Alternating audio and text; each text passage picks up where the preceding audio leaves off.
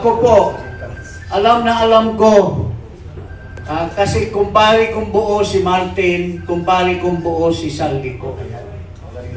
Alam ko silang dalawa. Hindi pwede i-deny ni Martin na wala siyang kinalaman kay Saldico. Hindi ko lang sasabihin ngayon at a proper forum, sasabihin ko lahat ang naririnig ko sa mga usapan nila. I'm a personal witness na hindi pwedeng i-deny ni Martin na si Saldico tao-tao lamang niya. Walang gagawin si Saldico kung walang pahintulot kay Martin Romualdez. And I will say that with evidence in due time. Itong 2 bilyar, napaka-traitor nito. This is the time now that we will legally ask every citizen na magkaisa po tayo. I-denounce natin itong kabulastugan ng lahat na nangyayari sa ating bansa. Let them introduce themselves. Moment. Magandang umaga po sa kanilang lahat, sa ating lahat. I am Attorney Israelito Bobetorion. Isa po ako sa Legal Counsel ng PDP Laban. Nandito po ako ngayon para makiisa sa ating mga kasama dito sa PDP Laban at mga iba't ibang mga national government organizations, no, na hindi na po nasisiyahan sa mga nangyayari ngayon sa ating bansa. Kasama ko po ang presidente po, yung organizer ng iCare dito, si Engineer Henry Sabate, no? Kasama ko rin, nandito rin para siya makiisa para sa ating bayan. Maraming salamat. Ako po ay nakikisa sa grupo ng PDP. Ako po ang founding chairman ng iCare. Handa pong sumuporta sa mga sakuna na nangyayari sa atin. At ako po ay handang-handang tumupad sa tungkulin ng aming organizations para po sa PDP. Maraming salamat. At magandang umaga po.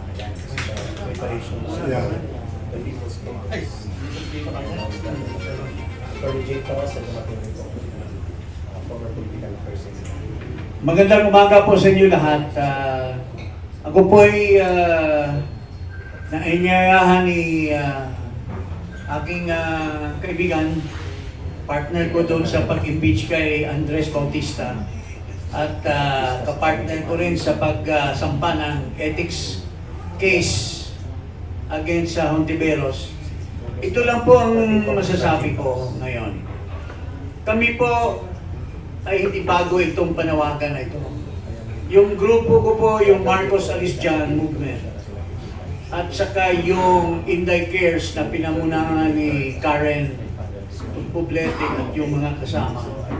At mga iba-iba pang grupo. In fact, ito, living witness namin, pinuntahan namin yung KOJC, ito si Bobit, tinamahan kami, nag-rally kami sa Davao.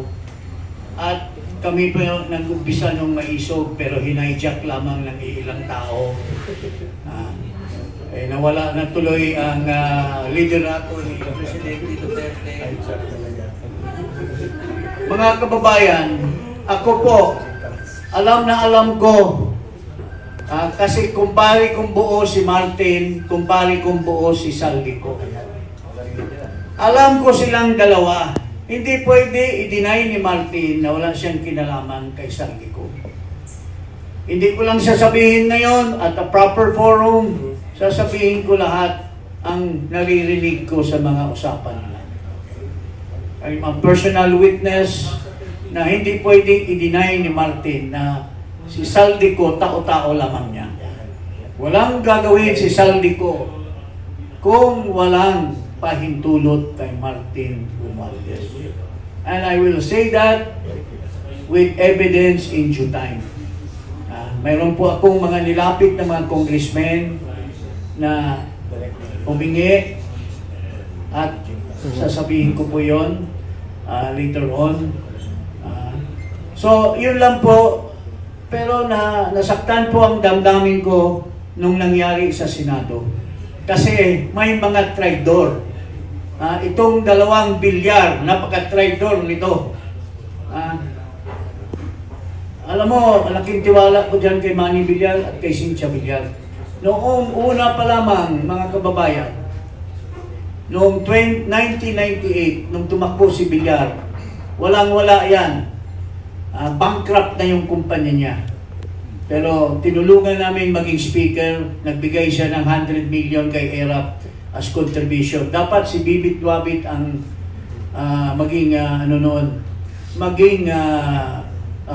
chairman ng Committee on Appropriation.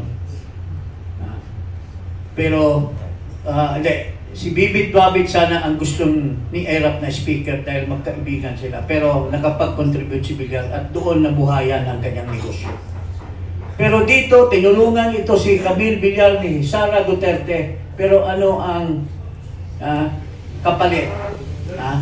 Dahil sa kanilang kabulastugan, ng kanilang mga negosyo, yung price, ano ba yan? Yung water, yung inimbestiga sila ngayon ng SEC at ang Stock Exchange. Kaya bumigay, iniwanan ang grupo ng unity nila doon sa Senate, pinangunuhan is Senate President Escudero at tinanggal si Marcoleta. At ang ilalagay daw, yung pinapatanggal namin dahil sa kabulastugan, pag mamimili umano ng mga testigo para patistify sa mga hearings, yung si Hontivirus. So kung hindi man yan, kung si Ping Lacson, wala tayong problema.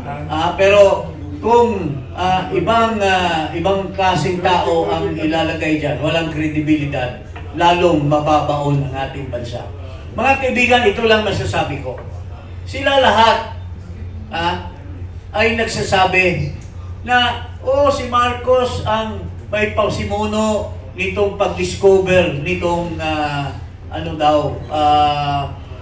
flood control mess, flood control corruption. Mga kababayan, huwag po tayong maniwala. Si Marcos ang mastermind sa lahat, mga kababayan. Since 2023, kung hindi siya bobo at hindi siya stupido, paano nakalusot yung flood control projects, flood control funds in 2023? Sinasabi na ni Tiangco, 2.5 billion lamang. O ilan lang ang bilyon. Pero umakyat. Hindi ba napapansin ni Marcos yan, pare? 2024, pinalusot na naman niya. Tapos bigla siyang nagsasabi sa publiko, 5,500 flood control projects, palakpakan lahat. Tapos after 1 week, ang Diyos pinakita sa kanya, Marcos, nagsinungaling ka, walang flood control projects. So, he signed all these General Appropriations Act knowing that there were billions appropriated in funds.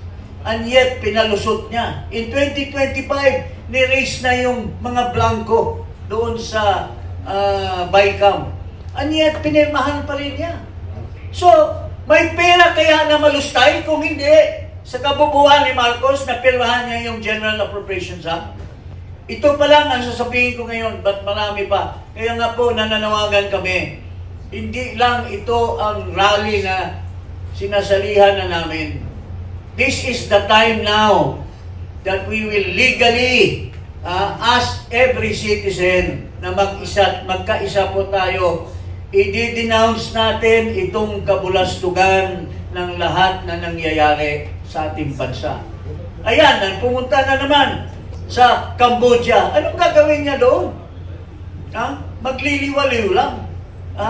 Mamumuno daw siya sa grupo ng ASEAN. Ano naman kakayahan niya? Sabi ni Inday Sara, 10 a.m. pa lang, umiinom na ng whiskey. Ano naman ipaglalaki natin sa isang presidente na ganyan? So yun po, mga kababayan, magkaisa po tayo lahat at atin ipakita sa buong bansa na tayo ay hindi na pwede na unahan na tayo po ng Indonesia. Yun lang po ang masasabi po ngayon, ngayong umaga. Thank you. Okay, good morning everybody again. I'm Rod Cornejo, moderator, appointed by Dr. Pasio. You know, after sabi ko lang malakas ka sa akin. I'm supposed to have breakfast with my wife this morning. Today is my birthday. I turned 75 today. Thank you. Anyway, gato. It's 10:45 and I want to end this by 12 o'clock. So let's say our piece, get to the point. KISS, keep it short and sweet. Okay, first of all, Freddy, yung advisory, you mentioned People's Congress. Okay, People's Congress. Okay, ang question ganito alam natin yung problema and we know the culprits. The question is, what do we do next? Okay, so may I start?